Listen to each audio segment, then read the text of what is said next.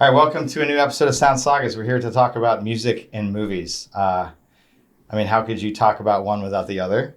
It's kind of hard, but our goal here is to explore like all the dynamics, I guess, around putting sound to movie, right? Putting sound to film, sound that doesn't exist in the narrative of the film is sound that's added later to create an effect, right? Or maybe the movie's written around the sound, or maybe the movie's about music. These things are all possible. Right. Like there's a lot of depth and interesting concepts to this topic that we want to explore. By no means are we going to be comprehensive in just 1 hour, just two guys. No, but there are tons of sounds, soundtracks, scores, folio work to talk about. I think so. We're definitely interested in I'll speak for myself. I'm definitely interested in bands that write soundtracks for movies. Like Daft Punk wrote the soundtrack for Tron Legacy, right? Mm-hmm. But there's composers who aren't in bands. Like I think you said in an earlier take of this episode, you said that John Williams does not have a rock band. Yeah. True that. He's a composer. Unless he does, then we'd like to know about it. Yeah, unless we're severely wrong, and then we'll put something on the screen that says, "Whoops." I seriously doubt John Williams is a rock band. I seriously doubt it too. And the point remains, they are composers that write music for movies. Right. I think people know there's a difference between that and then a band who then is either contracted to score a movie or a band whose existing songs are then used to soundtrack a movie. So yeah, no, there's a market difference. Absolutely. When we're talking about kind of who's writing for what, you kind of have to come back to what the band is passionate about, what the movie is about. There are a lot of factors leading up to a band wanting to do music for a movie. Right. There's does it fit with the band's artistic style or aesthetic even? Does it make sense for the band to be associated with this kind of project? Right. So there's a filter there, and it doesn't always work out that a band would be appropriate for a certain movie. Right. And I think there's more control on the band side now too of do I want to do this, or is this right for our music?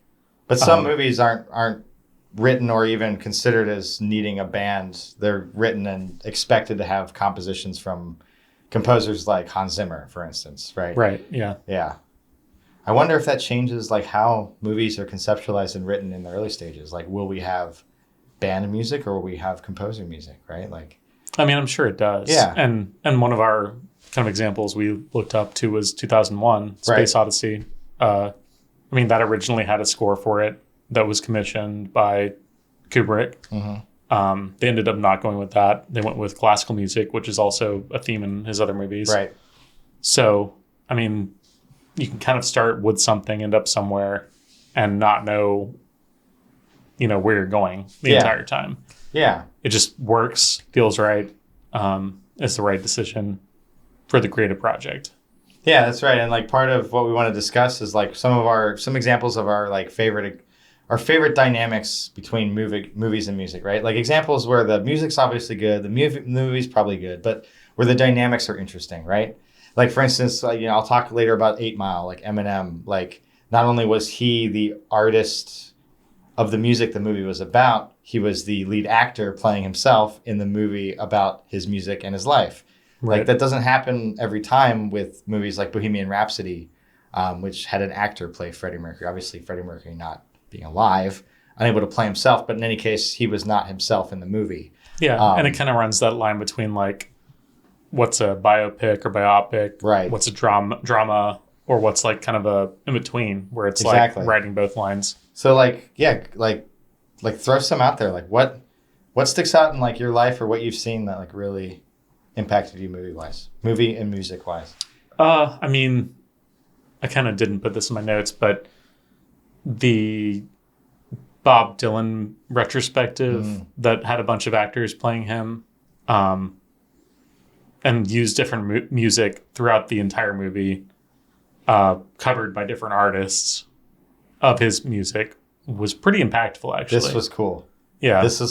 Go ahead. That was a super cool movie. We'll need to put the name there, or I'll need to look that up later. Yeah. But just every kind of aspect of that and that again kind of was more of an art film exercise, less of a biopic, more of kind of a like, here's what Bob Dylan embodies. Right. I think what's interesting about that is that Dylan is one of those artists where he's so influential that part of his biopic is almost the level of influence he had, right? That's part of his story. Right. Is that all these artists can come together and all point to him and say, because of you, I was able to hear, or see, or listen, or make something. When he has such a mythos around him too, like you can kind of make stuff up and it would make sense. Yeah. You know, like when he got arrested in like the early 2000s in Portland, Maine, on the side of the road because someone thought he was a homeless person and like thought he was causing trouble or something. Yeah. And someone took him in, didn't know who he was, and then like someone finally said like, "Oh, this is Bob Dylan." He's just, and he didn't like dispute any of it. He was just like, oh, "Okay, great, like this is what's happening right now." Yeah. I mean, like I could see that happening to Tom Waits, like being found on a train car or something. Yeah. The mythos element is interesting too.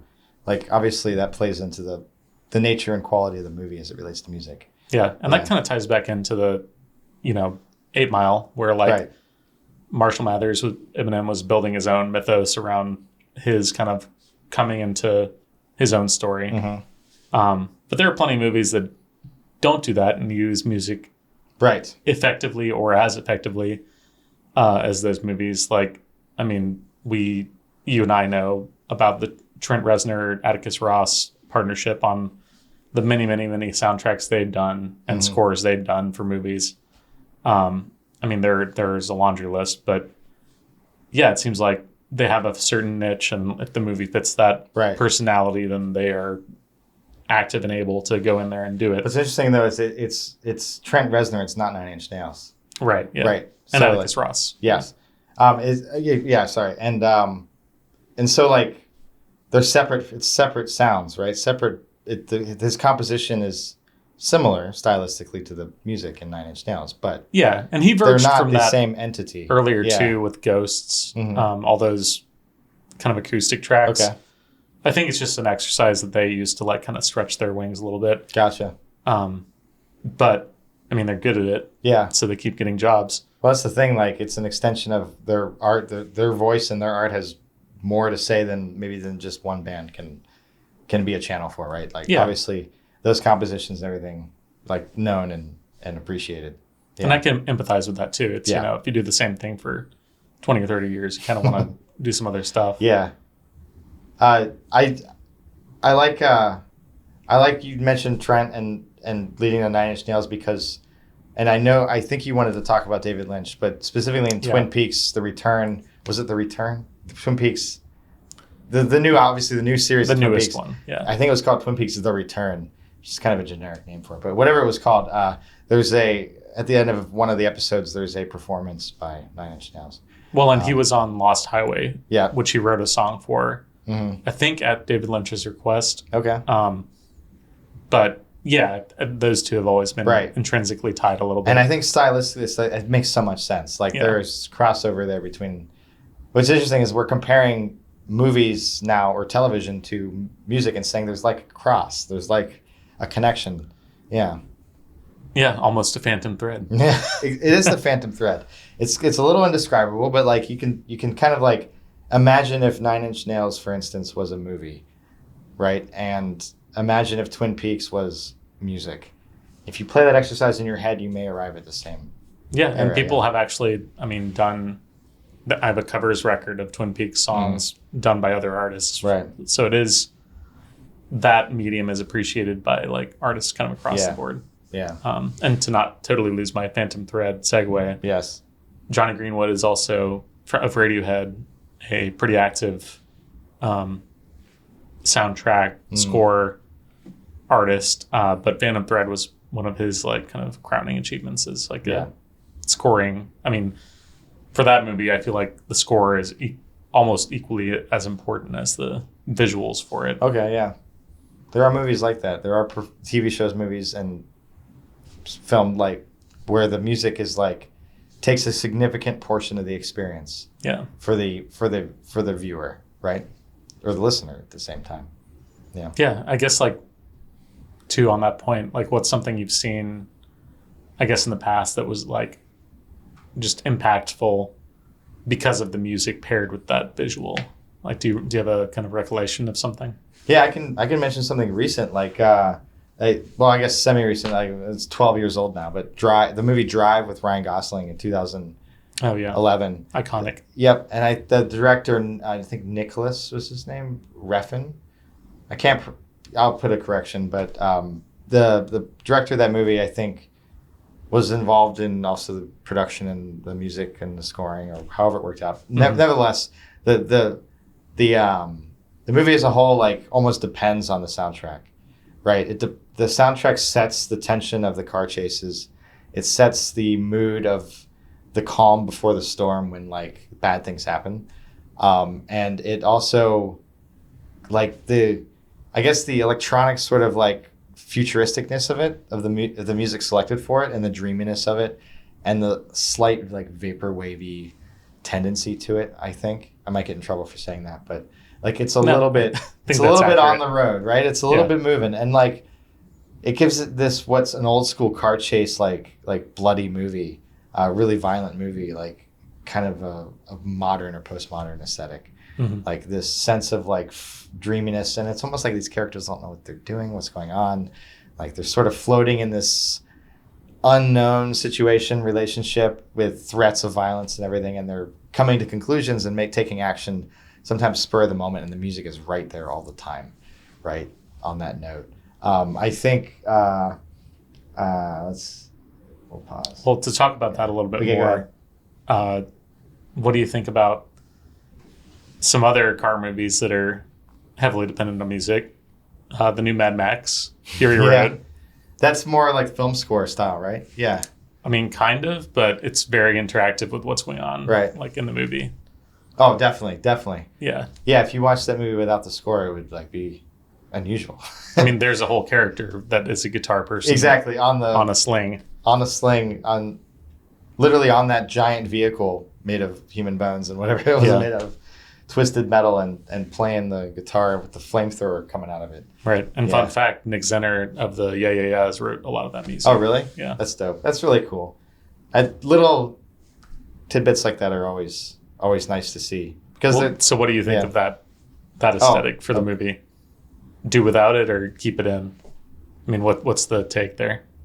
Oh, definitely that music is inseparable from the movie, I guess. Like, I mean, I would agree. Yeah. But I'm just kind of curious. Another one that comes to mind is the Fast and Furious saga. Oh, God. Do you think the music is imperative to that? I don't really know a whole lot about it. I don't think so. No? I think the music's there to serve its purpose and fill the gap that would exist without it. So it's mostly about family, is what I understand. I don't know. The movie's about, like, hitting that NOS button. Yeah. Like, I think, for me, like, I watch those movies and I'm like, I just want to hit that button. That's all I'm thinking about the whole time. They're talking, they're having drama. There might be rockets and bazookas now in that movie. I think they go to space. They're in space. I'm like, where's the button? Hit the button, and I want that shot of, like, the gas flowing through the engine really quick, going and exploding in the chambers and shooting out the exhaust. Yeah, I want that. Well, to bring it back around, what about Baby Driver? Haven't seen it. Oh, didn't see Baby Driver. I haven't seen it. Sorry. Well, I can answer a little bit of this for you. The timing in that movie is based entirely on the soundtrack. Okay. So the music really drives the whole movie. Which is hilarious, yeah. Okay, that's really cool in that, like, the soundtrack is almost the metronome for the pace of the movie. Exactly. Okay. And it's an Edgar Wright movie, so it has that kind of cadence to it. Okay, yeah. I know about it. I actually didn't know that fact about it, though, that it was driven by the... Yeah. But I remember the driver in the movie wears headphones. Okay. So whenever he's driving, it's always to the song, not to whatever's happening around them. Gotcha. I mean, yeah, I like movies like that, like, where the songs, or where the soundtrack is, like, so integral to the movie that without it would just break apart and be a fractured idea, right? Yeah. It's hard to really write a movie like that. I think it comes off as special or different. And a lot of moviegoers aren't super into special or different anymore, my critical It would seem take. so, yeah. I mean, again, the Edgar Wright thing, like, he did do Scott Pilgrim, which is, like, entirely based on music, too.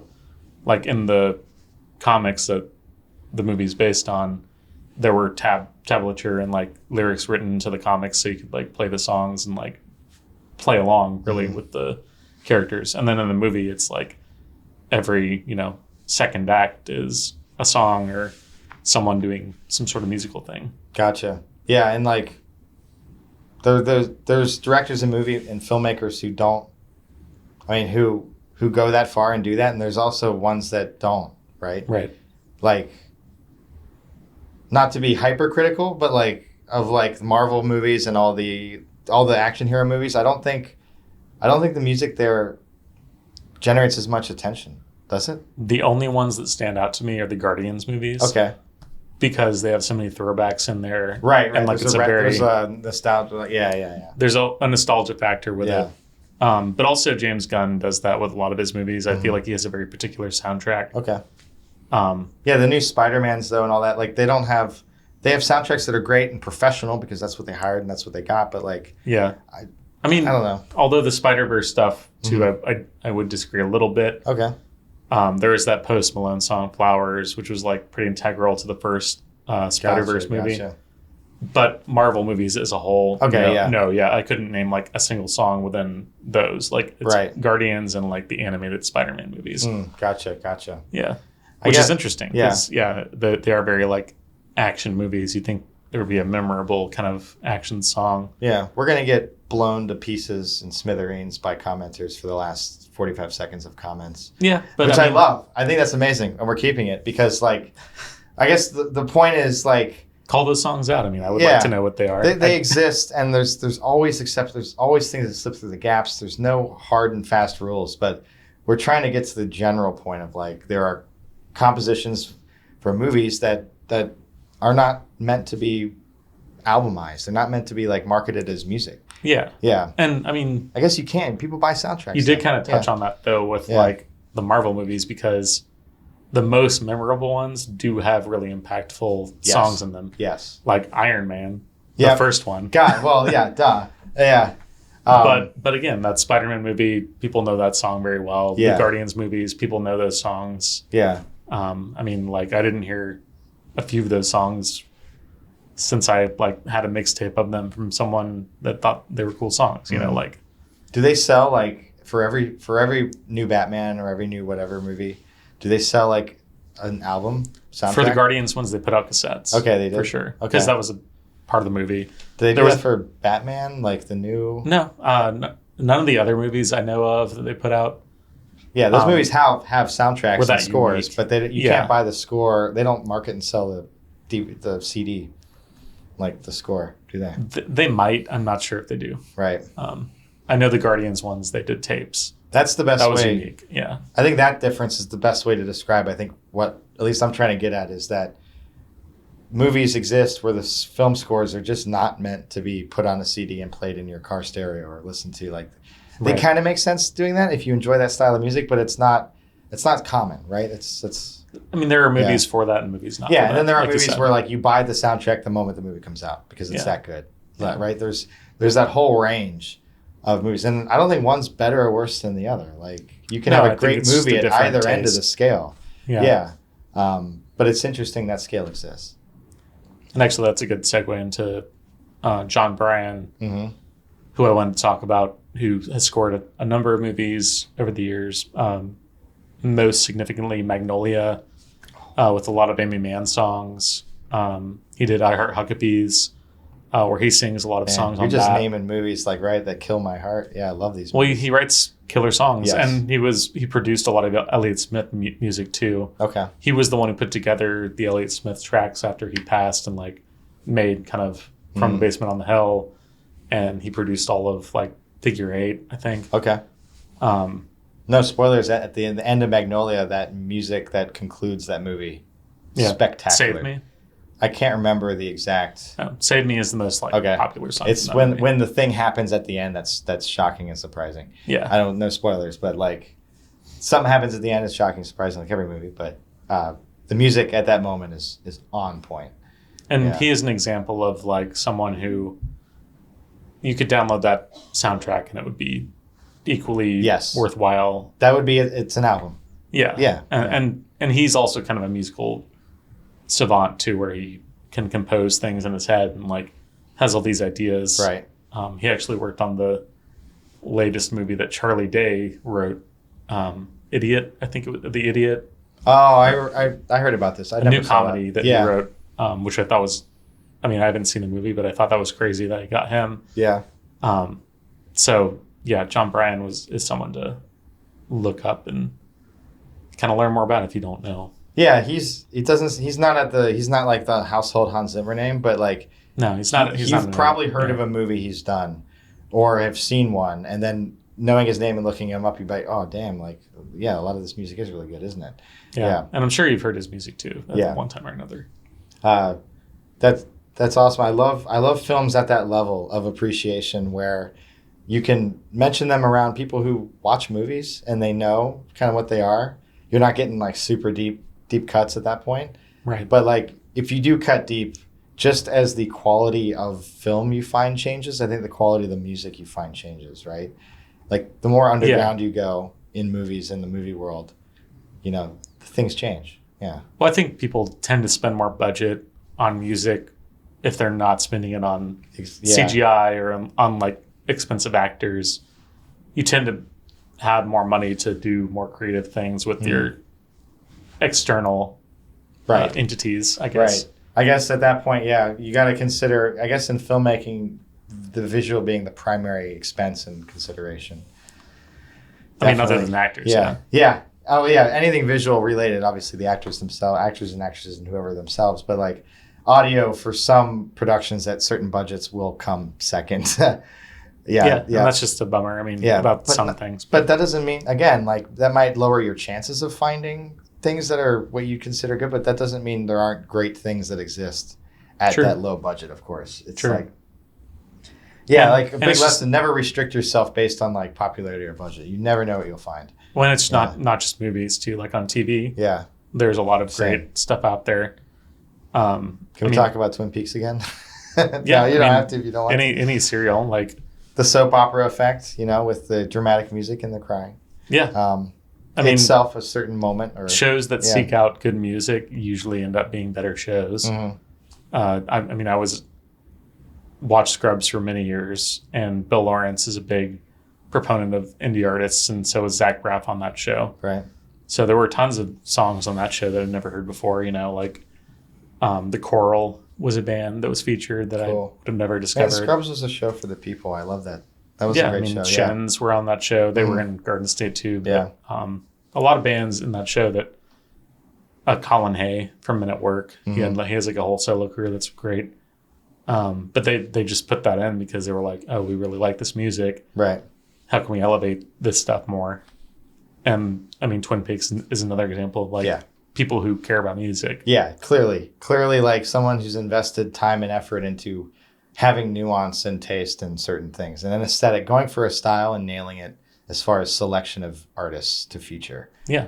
You could say no less about I think Twin Peaks: The Return. The music in that series and in that return of the original show is exceptionally good.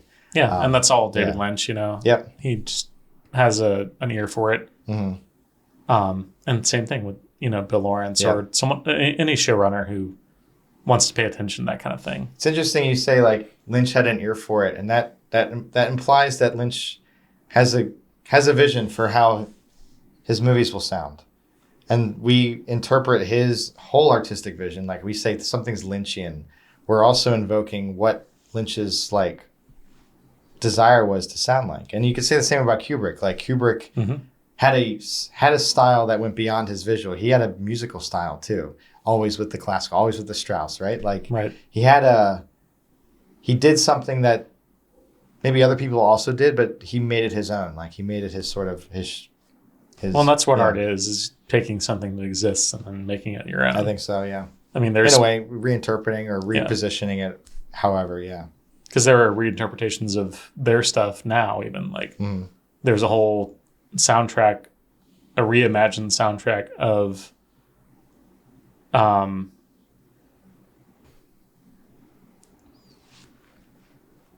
so there's a total reimagining of The Shining. This artist, The Caretaker, did a bunch of different takes on that music that was played in the ballroom. I've heard about and that's this. like a whole record. Yes. It's like someone riffed off of the fact that movie had great audio visual combination and then created their own art. Took that into their own thing. Yeah. I love how that works. I love how the stepped waterfall effect works. And where movies and music intersect can be anywhere on that path, right? Like wherever it may be. And I think that's how good art happens is when people take ideas and expand upon them. Exactly. You know, you can't, if you start from scratch, either you're a genius or you're living in the dark. Like let's name drop another one. I wanted to mention The Matrix, like a quote unquote a revolutionary movie for sci-fi and action movies, like, and still holds up. Yeah, still holds up. The original, the best. But anyway, that came out in 99, if you can believe it. 99. Yeah. At the end of the movie, again, no spoilers. There's a Rage Against the Machine song called "Wake Up," right? Which fits very much the theme of the movie, but it also proves that like The Matrix is not presenting a new idea. I mean, it's putting an idea in a very stylistically fresh way and a conceptually very interesting way.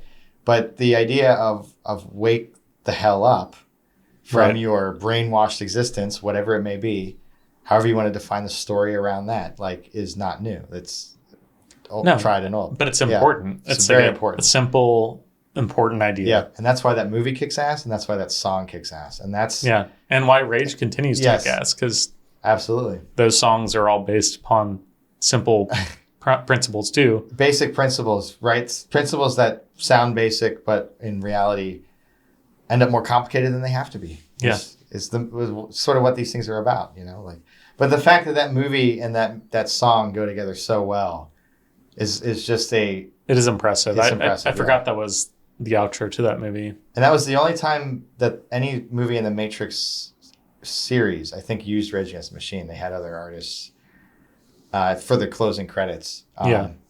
But it's interesting in the movie, the song cuts in before the movie cuts the credits. So there's a little overlap. I feel like that's something that's interesting and like people used to catch more when they were watching movies in theaters and like less of the streaming world. Do people watch the credits anymore? Some do. Yes. Are they weird people? I don't know. Are you? I was trying to avoid saying that I am one of those people. I do too. Sometimes, not all the time. Sometimes.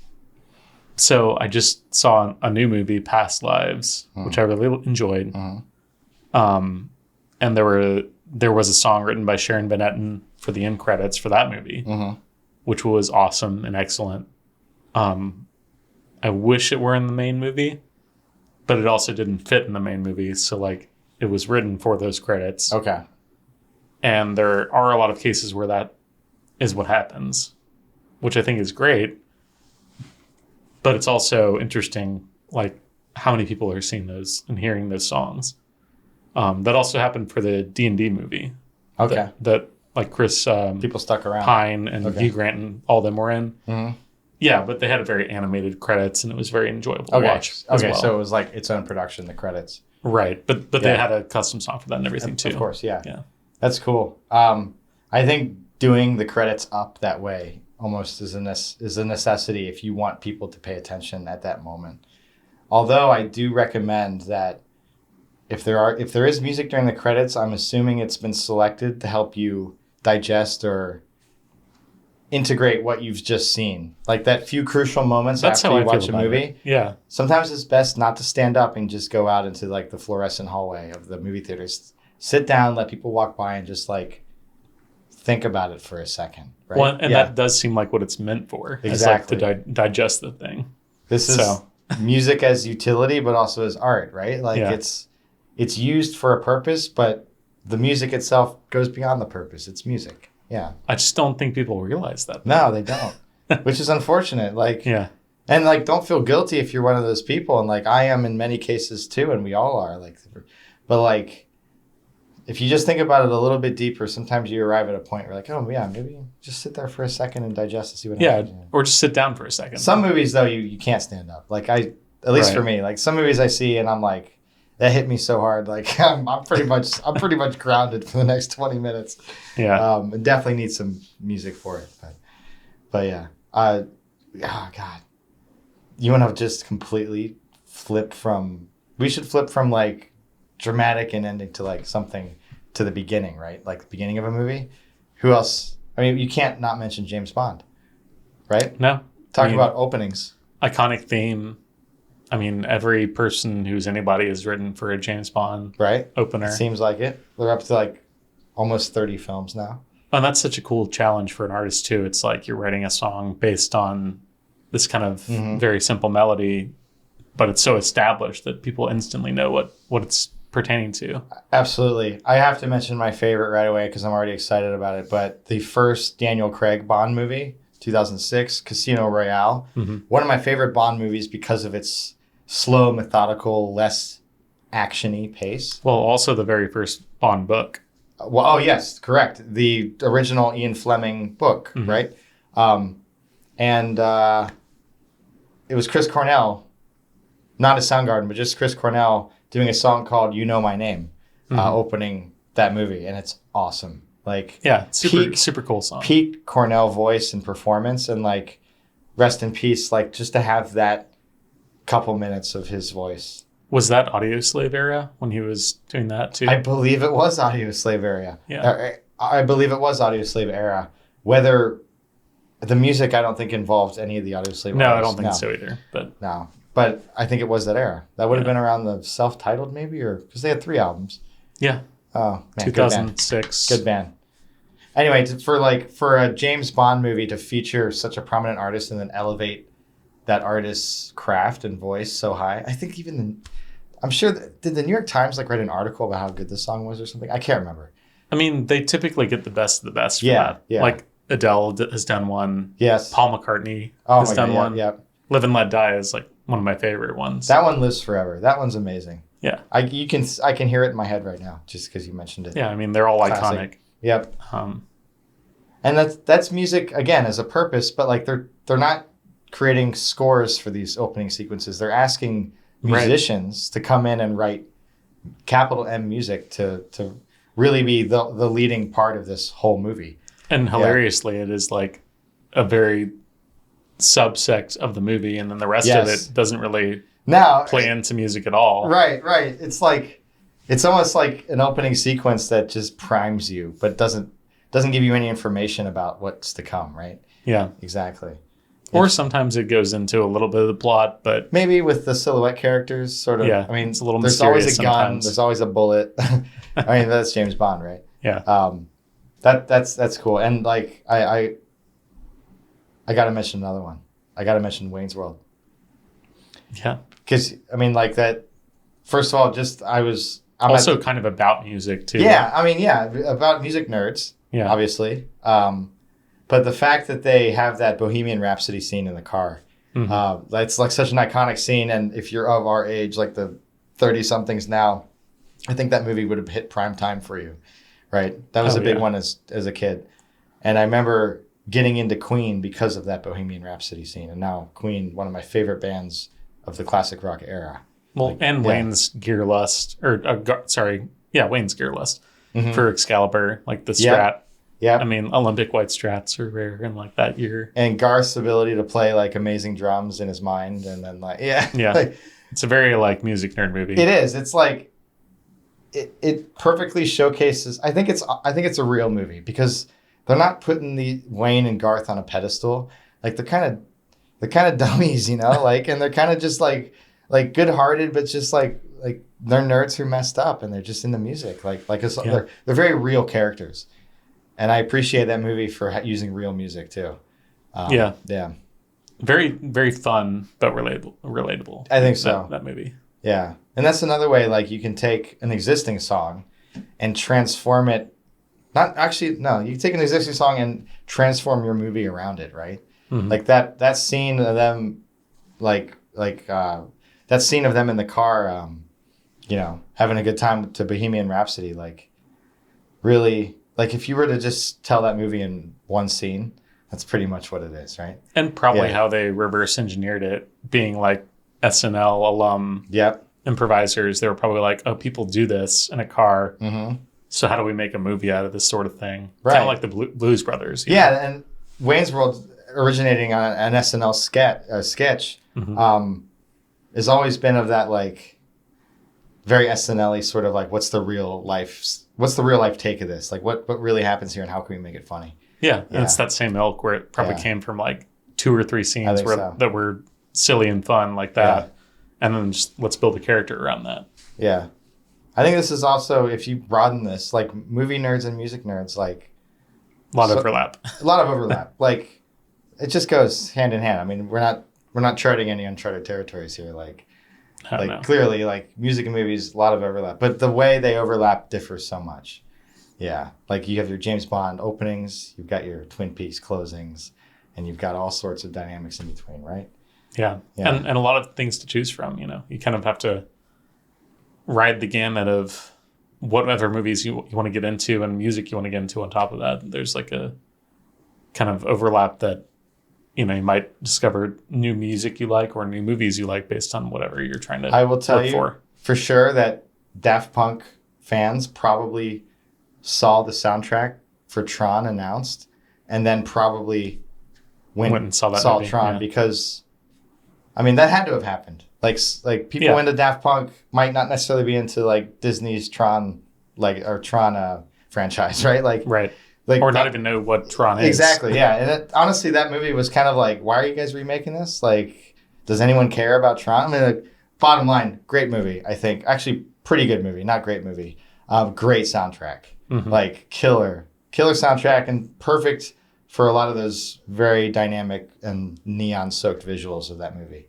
And Daft Punk, a great band to recruit to do that. Famous French duo, right, who were recently Unmasked. Yeah, Unmasked. Yeah. I mean, I think one of them. I think we knew who they were, but took up his helmet for a while ago. Yeah. And one has a solo album now, actually. Okay. Like as of this year. I didn't know that actually. Yeah. Yeah. But yeah, I mean, for years and years and years, they were performing under the guise of Daft Punk and also sampling better than anyone was ever doing. You know, a lot of their samples are indiscernible from like original music, which is insane to me. I mean, there's a lot of cool stuff on Homework and Discovery where you're just like, I thought that was an original song. The craftsmanship is unbelievable. And and I guess considering Tron Disney production, like they were going to go to that level. But what always surprised me is that they went to that level of like, let's find like real musicians, like someone really cutting edge and really doing something cool. But they like went so far as like do something as cool as Daft Punk. It's like legitimately a cool cool artist, cool group. Yeah, they just are. They wear helmets. They're shiny. They do cool things and they're French. I mean, like can't get cooler than that. But they write great music, and that's the thing that they really and they nailed that soundtrack really well. Yeah, it fits in their aesthetic and fits in their some of those songs wheelhouse. Standalone songs too. Some are very movie scorey, momentous in that consistent way rather than like verse, chorus, whatever. But they do have a couple like bespoke, I think, songs that stand alone that could have been singles or whatever they could have been. Yeah, it could have been their own creation, and people wouldn't have batted an eye. Yeah, I'll share a childhood memory. I have a memory of first seeing American Psycho, and as a child. Yes, early childhood. No, I wasn't that young. Younger than I probably should have been, but I'm not of the generation of like the 80s music that the lead character in that movie, Patrick Bateman, was famously into. But we're not of that ilk, but no, I see what you're saying. You saw it after. That was like a decade before us, I think. Yeah. But the famous scene of Huey Lewis in the News and the axe, no spoilers again. Right. Slight spoiler. You can spoil that one. Okay, yeah. It's been long enough. Yeah. Guy gets pretty sliced up pretty bad with the axe. Yeah. To Huey Lewis in the News, while lead character, I would not call him a protagonist. Lead character of the movie is psychotic and murderous. Patrick Bateman. Yep, and very into that sound. Moitorin in the 80s. But what do you think about Huey Lewis in the News? What's your honest opinion? I think they're a solid pop band. Yeah. You can listen to it? Yeah. Yeah? It's not... Like, seriously? I mean, No, I kind of smile when I listen to it. No, it's good pop music. Yeah, I mean, it's like if I turned on What's Happening Today and like that came on, I'd be like, all right, great. You know, I feel like at the time it was like if you weren't into Huey Lewis in the News, you were into Steely Dan. Okay, yeah. And then you were like a cool guy. Maybe. I don't know. Were people happier in the 80s? I don't think so. Yeah, I don't know. It just has that very up ring, right? It has that very it's got a good beat to it. It does. It's got like sunglasses on, like smiling in a convertible, driving. It's like a less goofy Rick Astley. Exactly. That's hilarious. Anyway, I like just the variety of movies you can just start naming. Like everything from Wayne's World to American Psycho have a musical element that's almost inextricable from the movie. Yeah, not only definable, but like inextricable, like you said. Yeah, it's not the whole message, but it's a good part of like what it is. Yeah. Yeah. And then there are movies like and I did a search earlier and I didn't find anything like that I recognized immediately or necessarily had so much interest in, but there are some movies that have no soundtrack, specifically like movies that are designed without one. Right. Yeah. I don't know a lot of those and I didn't do much research on that. I had thought there's a German movie that won the film festival in Cannes, Das Weiße Band, or The White Ribbon. It's black and white. It's a very dry movie. It's very dramatic and it's very serious. But I originally thought it didn't have a soundtrack. Very German. Yeah, I thought it didn't have a soundtrack, and then I did research and it does. But I think it was a very low part of the movie from my memory. But it was a very quiet film. That's the big thing. Lots of silence. And I think the absence of music. This is my ultimate point. The absence of music is itself. Is artistic, right? I think war movies fall in that category a lot, where like there's not a lot of soundtrack because it seems wrong. Well, no, they want to make it seem unsettling. Yes, and then also the environment.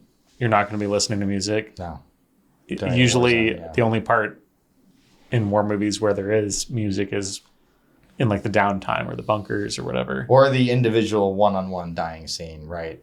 Yeah, or like super dramatic. Yeah.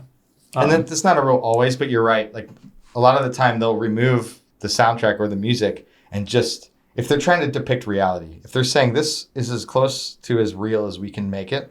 Right. Like stillness and drama. Exactly. I mean, you say this about Saving Private Ryan, right? Mm-hmm. Some of those moments of musicless silence and just action, or I wouldn't call it action, but just sound effects and the sound of the movie are very unsettling. To have music on that would sound like you're trivializing it. Yeah.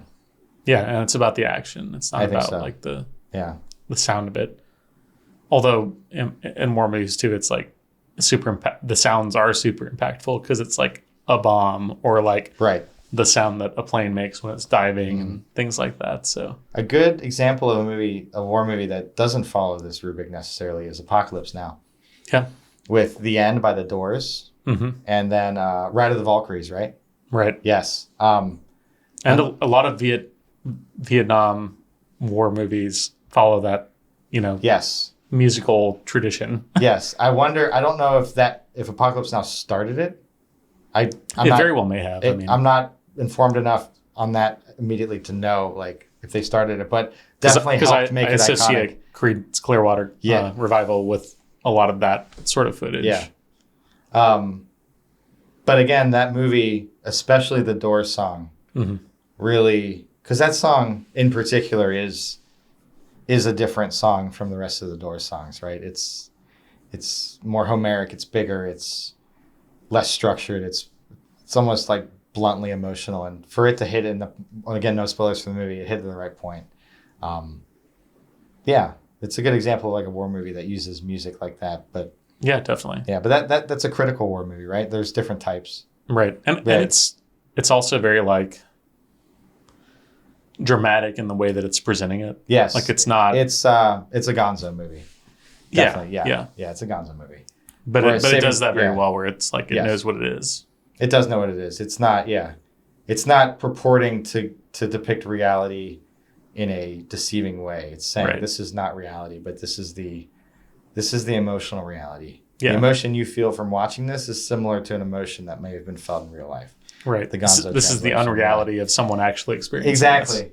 And this is a good topic though, and I call it the Gonzo translation. Is when you go from depicting something that gives you the emotion that the real life person would have had, versus depicting reality, which may not give you the same impact because there's only so much reality to watching something on a screen.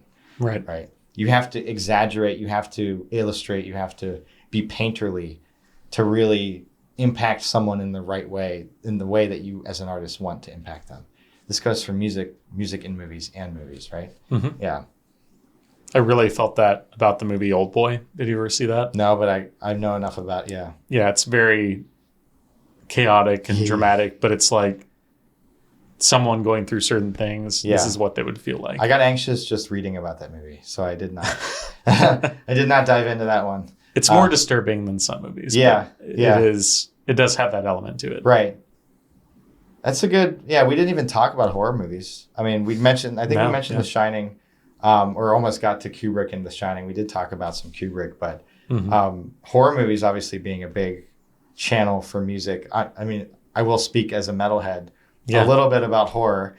It's a big part of. Yeah, it is. Yeah, there's stylist. I mean, I always say to people who don't know anything about heavy metal, like the best way to describe heavy metal and I guess more specifically, the best way to describe why people like heavy metal is to say, well, people like horror movies, right?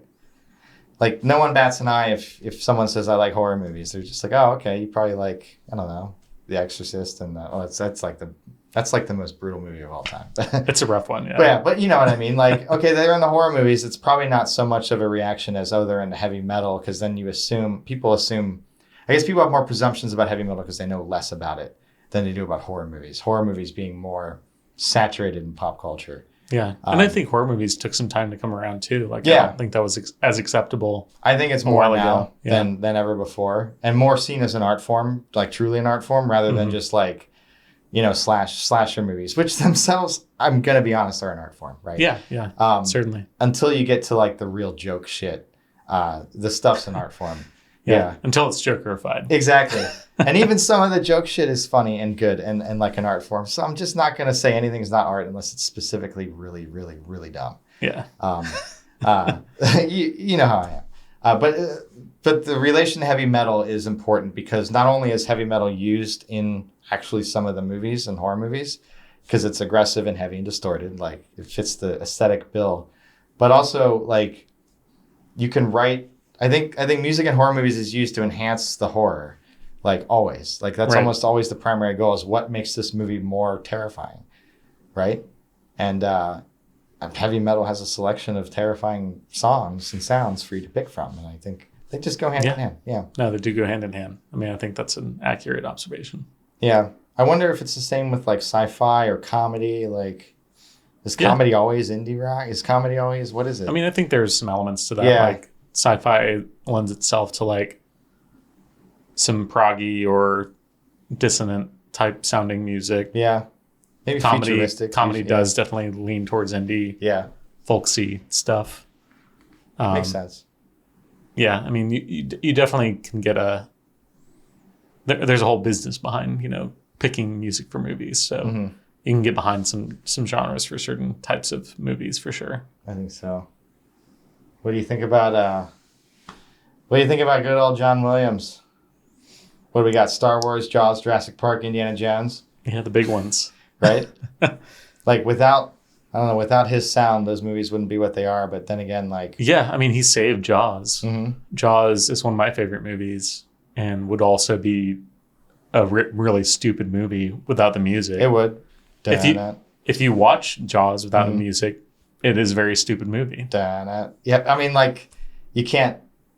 I wish I was alive when Jaws came out and old enough to see it. Because talk about the original, like scare the shit out of you in the movies, like make you change your behavior in real life kind of movie. Like, well, not going to the water. And what a choice too. Yeah. Like, how would you ever think to do that sort of meter or tone for that thing? Yeah, you know? A shark doesn't make that noise. No. And like the water doesn't do that.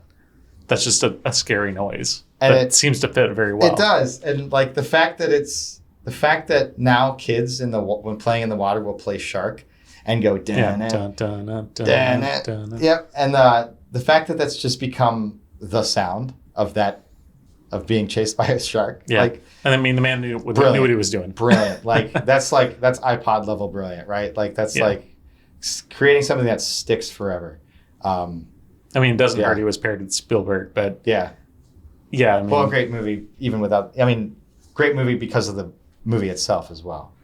Yeah, I mean, if you took that script and read it without any of the direction or sound, it would probably be terrible. I think so. I think that was a very simple idea turned into a very like compelling movie.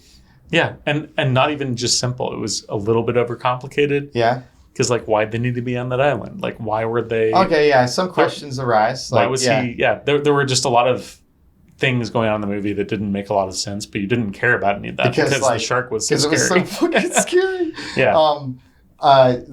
Just the riff on this movie again, like at the end when the captain got eaten, like people remember that scene like, wow, it was brutal, but rewatch it. It's like it's really, really extremely graphic. Yeah. Too much like, and also big shark, like hard to do all that. But it looks real. Like. Yeah, it still holds up.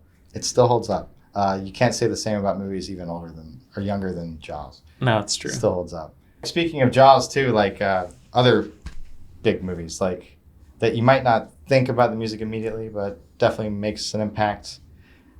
I can't believe you're going to mention this. This is great. I mean, Shrek was a big movie. Shrek was a big movie. Big book, big movie. Franchise. Yep. How many are there? 5, 6? I don't know. Too many. Theatrical release. Saw that on the Shakespeare. I'm not going to knock Shrek. It's classic and it's an original. Yeah, get out of my swamp. I mean, there's true meaning behind that. But also just, I mean, talk about a powerhouse of a movie for music and for acting. Yes. Pretty much everyone in there is an A gamer at the time. Mm-hmm. And then also the entire soundtrack was a killer soundtrack. Smash Mouth. I mean, they did a Monkees cover too, right? At the end. I think so. That brought that song back up in the charts. God. And to top it all off, in Shrek 4, son of the man who wrote the original Shrek book, Jeremy Steig, very accomplished jazz flautist, was the pan flutist in that movie. And he has this whole elaborate career that I never would have known about if I hadn't watched Shrek. Links in the description. You're going to check it out because it's absolutely worth it. Straight to Shrek. Like you're going back in time, some old school flute and jazz, and it's Shrek related. He's an awesome flautist. Yeah. But yeah, I mean that's awesome. Yeah.